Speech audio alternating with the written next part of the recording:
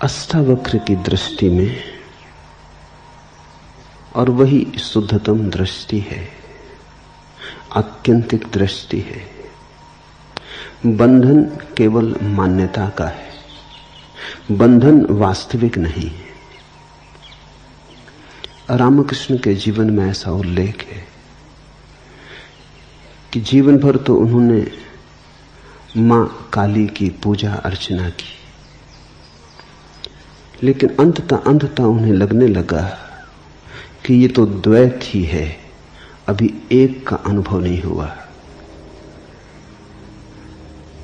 प्रीतिकर है, सुखद है, लेकिन अभी दो तो दो ही बने हैं।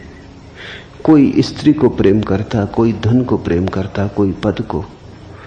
उन्होंने मां काली को प्रेम किया, लेकिन प्रेम अभी भी दो में बटा है। अभी परम अद्वैत नहीं घटा। पीड़ा होने लगी तो वे प्रतीक्षा करने लगे कि कोई अद्वैतवादी, कोई वेदांती, कोई ऐसा व्यक्ति आ जाए जिससे राह मिल सके। एक परमहंस तोतापुरी गुजरते थे। रामकृष्ण ने उन्हें रोक लिया और कहा, मुझे एक के दर्शन करा दें। तोतापुरी ने कहा, यह कौन सी कठिन बात, दो मानते हो इसलिए दो हैं, मान्यता छोड़ दो। पर रामकृष्ण ने कहा, मान्यता छोड़नी बड़ी कठिन है, जन्म भर उसे साधा। आंख बंद करता हूं, काली की प्रतिमा खड़ी हो जाती, रस में डूब जाता हूं, भूल ही जाता हूं कि एक होना है। आंख बंद करते ही दो हो जाता हूं, ध्यान करने की चेष्टा करता हूं, द्वैत हो जाता है, मुझे उबारो। तो तोतापुरी ने कहा, ऐसा करो, जब काली की प्रतिमा बने तो उठाना एक तलवार और दो टुकड़े कर देना। रामकृष्ण ने कहा, तलवार वहां कहां से लाऊंगा? तो जो तोतापुरी ने कहा वही अष्टावक्र का वचन है।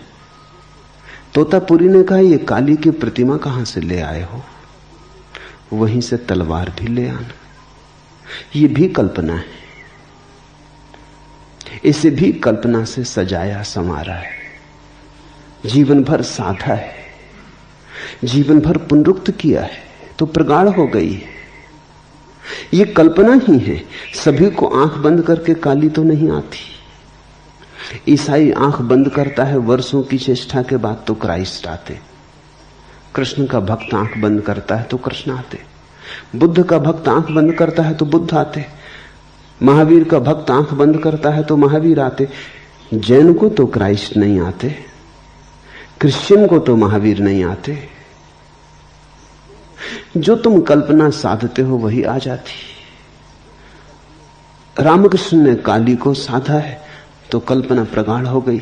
बार बार पुनरुक्ति से, निरंतर निरंतर स्मरण से कल्पना इतनी यथार्थ हो गई है कि अब लगता है काली सामने खड़ी, कोई वहां खड़ा नहीं, चैतन्य अकेला है, यहां कोई दूजा नहीं, दूसरा नहीं। तुम आंख करो बंद, तोतापुरी ने कहा, उठाओ तलवार और तोड़ दो। रामकृष्ण आंख बंद करते, लेकिन आंख बंद करते ही हिम्मत खो जाती।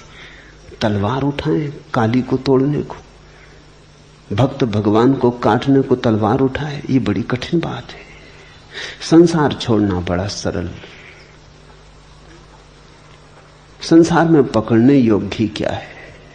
लेकिन जब मन की किसी गहन कल्पना को खड़ा कर लिया हो, मन का कोई काव्य जब निर्मित हो गया हो, मन का स्वप्न जब साकार हो गया हो, तो छोड़ना बड़ा कठिन। संसार तो दुख स्वप्न जैसा है। भक्ति के स्वप्न, भाव के स्वप्न दुख स्वप्न नहीं है, बड़े सुखद स्वप्न हैं। उन्हें छोड़ें कैसे, तोड़ें कैसे? आंख से आंसू बहने लगते, गदगद हो जाते, शरीर कपने लगता, मगर वो तलवार न उठती, तलवार की याद ही भूल जाती। आखिर तोतापुरी ने कहा, बहुत हो गया, कई दिन बैठ के, ऐसे न चलेगा, या तो तुम करो या मैं जाता हूं, मेरा समय खराब मत करो, ये खेल बहुत हो गया। तोतापुरी उस दिन एक कांच का टुकड़ा ले आया और उसने कहा कि जब तुम मगन होने लगोगे तब मैं तुम्हारे माथे को कांच के टुकड़े से काट दूंगा। जब मैं यहां तुम्हारा माथा काटूं तो भीतर एक दफा हिम्मत करके उठा लेना तलवार और कर देना 2 टुकड़े। बस ये आखिरी है, फिर मैं न रुकूंगा। तोतापुरी की धमकी जाने की, और फिर वैसा गुरु खोजना मुश्किल होता। तोतापुरी अष्टावक्र जैसा आदमी रहा होगा। जब रामकृष्ण आंख बंद किए, काली की प्रतिमा उभरी और वो मगन होने को ही थे, आंख से आंसू बहने को ही थे, उद्रेक हो रहा था, उमंग आ रही थी, रोमांच होने को ही था कि तोतापुरी ने लिया माथे पर जहां आज्ञा चक्र है, वहां लेके ऊपर से नीचे तक कांच के टुकड़े से माथा काट दिया। खून की धार बह गई। हिम्मत उस वक्त भीतर रामकृष्ण ने भी जुटा ली, उठा ली तलवार, 2 टुकड़े कर दिए काली के। काली वहां गिरी कि अद्वैत हो गया, कि लहर खो गई सागर में, कि सरिता उतर गई सागर में। फिर तो कहते हैं 6 दिन उस परम शून्य में डूबे रहे, न भूख रही न प्यास, न बाहर की सुध रही न बुध, सब भूल गए। और जब 6 दिन के बाद आंख खोली तो जो पहला वचन कहा वो यही, आखिरी बाधा गिर गई। The last barrier has fallen.